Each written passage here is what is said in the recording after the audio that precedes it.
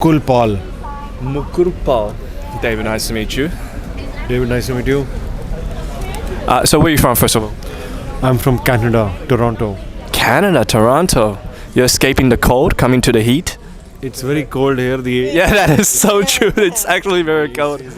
I know. I wish I was in my centrally heated house where you don't feel the snow, you just enjoy the snow. So what is a good hedge other than Bitcoin and gold?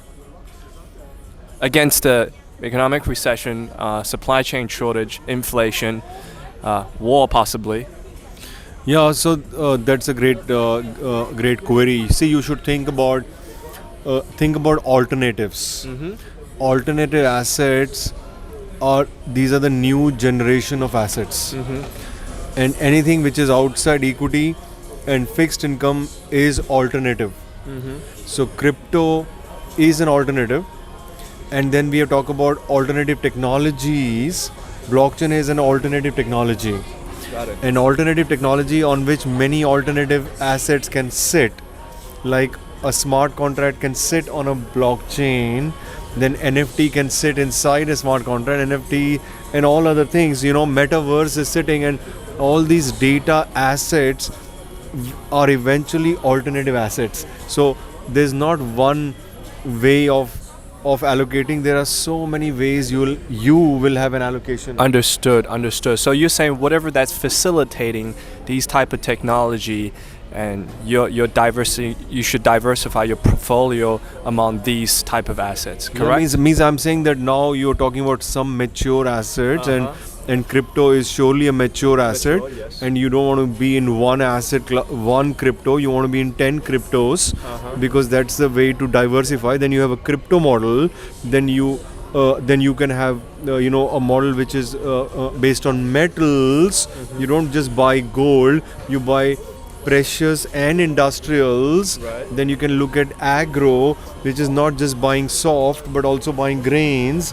So the idea is that these things will eventually happen, because the world will eventually understand that just creating exciting stuff doesn't take the risk away. Okay. So you have to understand that risk management is the future of investment, and that is why you have to start thinking portfolios. So in your own words, what is Web 3.0? Web 3.0 is what it was supposed to be. It was supposed to be to be a semantic web, and that's what it is. Why do we call it semantic? Because we are laying down the language, we're laying down the infrastructure, we're allowing machines to talk, one verse to talk to another.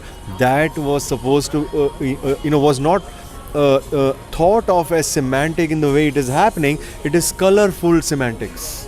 It's a beautiful NFT semantic, but we are building machines and databases talking to each other. Semantic web. Do you own an NFTs? I'm planning to launch an NFT. I was just realized that my paintings which I've done could be broken into fraction of pieces, and then I could qualify for the 3,000, 10,000 pieces, and hence I could be an NFT artist. True. So I'm contributing to NFTs, and like buying NFT means, I think it is, whether I'm on the buy side or the sell side, I think it doesn't matter, because you can buy NFT, but I really want to understand the space. So how creative it is to understand it myself first before I buy something. Got it. So making it will make you understand the subject even more. Yeah, I think that's the most important part. At some point in time, you'll never understand it, because it evolves, it keeps evolving. So you never understand. So you have to kind of put the skin in the game. You say, oh, I didn't understand Bitcoin. It went from where to where, and then say, oh, I didn't understand. It fell down again. But at some point in time, if it keeps falling and going up, and you know that it's an asset, it's an alternative asset, you need to take some risk. You need to put some. We got fractional assets now. Yeah. You can put $1 and you can feel the asset. We are building automated machines that invest money for any investor. Investor means an individual or an asset owner. Like pension fund is an asset owner, but also an investor. Yes. We talk about sovereign funds, endowments, family offices. What I've done is I build an algorithmic framework with which anybody can manage money, and all he has to know is what he wants to beat. Do you want to beat a crypto fund of a portfolio? You want to beat an S&P 500? You want to beat a precious metal? So the framework that I built, and we have put it into a technology which allows anybody to play with it, to touch it, to test it. So that's why I was talking about risk. That risk is something which is so misunderstood. Oh, I want to become rich, I want to buy Bitcoin. Okay, you can do a little bit better. Buy Bitcoin, buy Litecoin, buy Ripple, buy a portfolio of things. And if you think that that's enough, that's not enough. You need to do something else along with it. Buy a set of gold and some fractional things. So this is what we do, and that's what we are now taking live to in an app form to any investor in the world. So we're kind of building a highway. We kind of Uber for asset management. Anybody who wants to beat the market uses our highway and pays a small fee, which is still is zero transaction fee, no management fee. Did you know how much management fee asset managers charge? They're about like 12 to 20%. Yeah, so that's in the crypto or the in the alt space, but in the conventional space, you're still charged anywhere from 1% to 2% to 3%, sometimes even 5% every year on your investment, without guaranteeing that you can beat the market. Yeah. So what I'm saying is that the technology has become so capable that you should not be paying any management fees. You should be charged like zero trading fee. You should have zero management fee, and you should be only be paying if you generate performance above the market. You're making it all available for everybody. Everybody. Democratizing alpha. Yeah. Alpha is the return above the market. So if you have a 10 crypto assets, that's a portfolio. Can you beat that market? So that's what we do, and that's called Alpha Block. Alpha is intelligent. It sits on the blockchain. It's called Alpha Block. Yeah. Version of it. So we're going to change it. We're going to change machines to you can beat the market, because everybody is building a tool. We're saying it's not tools can do this, you can do this, because it's not about the tools, it's not about the tech, it's not about the databases, it's about you. Because community comes first, and then comes intelligence, and after that comes something which is redundant, and that's technology. Technology, by the time you build it, it's useless. So it's always about community pushing the society to build tools and technologies, innovation, but by the time it becomes relevant, it's already old, so you have to build new innovation. Yeah. Right? So technologies are always the most relevant thing. It's always about community and intelligence, and that's why it comes back to your previous question, what is Web 3.0? You should ask, what next? Because Web 4.0 is intelligence. When databases start talking to each other, everybody's creating 2 million data points on a daily basis, and they're all like everybody's packaging his data on the blockchain. What's going to happen next? So the key question here is, who's going to be the next data player, the biggest data player in this field? Yeah, actually, the answer because data, like you said, it's going to be a very crucial part of Web 3.0 or even 4.0 infrastructure, right? So who's going to be the big infrastructure play here? Yeah, you actually know the answer. The answer is that you are the biggest infrastructure player, because you are the one who has the data, and you are the one who's putting it and bundling it, and it's my job, the Web 4.0 guy, whose job is to connect your data with hers, put it into a chain, make it intelligent, so that it becomes intelligent sensor on the internet, so that every one of us has commoditized intelligence. We have shifted the society to the next level. Why is stock market information so not so relevant?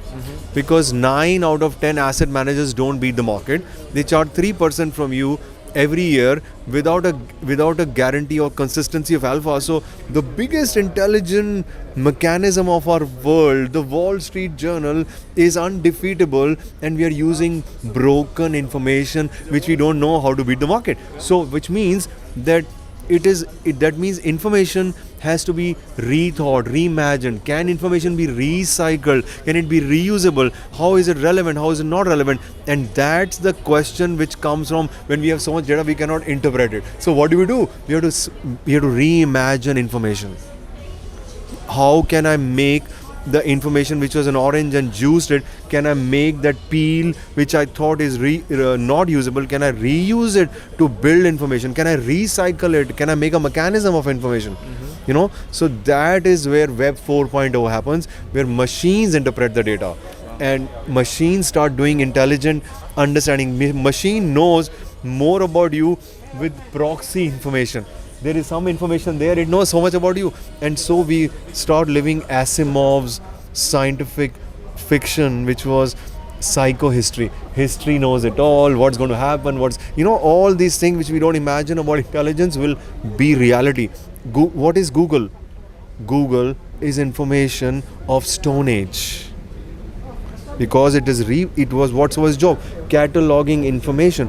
Google was the one which created a foundation for us to build semantic web. Can Google go beyond that and go into intelligence? You need to reimagine information before you go to intelligence. So that is why there's always a Yahoo which is beaten by Google, there's something else beaten by somebody else, because you have a legacy problem. You've got 400,000 people. If less than 20 people could build WhatsApp and we all use it, technology will enable us to be small and build new things, right? So it's a word we cannot imagine. Yeah, this is like so far down the line that we don't even have true infrastructure for Web3 yet, I don't think. But you see, you're assuming that the next infrastructure will be bigger. What if it's time for simplifying? What if there is so much data which is all connected now, it is machines are able to figure out, see the canvas, so machines can start acting on it. So they are basically simplifying the complexity. Got it. Understood. Intelligence is not about more. Intelligence is about, can I see, can I make it simple? Can I do more with less? Because we're getting so much information right now, so much data, and what are we gonna do with all that, right? It's a paralysis, right? Yeah. It's a paralysis. So that is why we have, the good part is that we'll finally get our life back, because we say we don't understand it. It's beyond us. Let the machines do. So that's what I'm doing, building machines, so you don't have to manage about your crypto fund, you don't have to manage about your pension. Yeah. What my job is to give you comfort and trust, that you trust the machines, so that you let them do, you don't interfere with them. Their job is to do the best job. You can make one machine fight with the other, and that's your job, to find machines, but I'm building one. Interesting. Yeah, that really made me rethink about the whole thing now. Yeah. You have to give me some time to Because the process. mind is like just. Yeah, I'm a little lost, to be honest. No, don't worry. Anyways, thanks. Thank you very Appreciate much it. for the time. You're giving so much value. Thank you. Appreciate it. Thank you.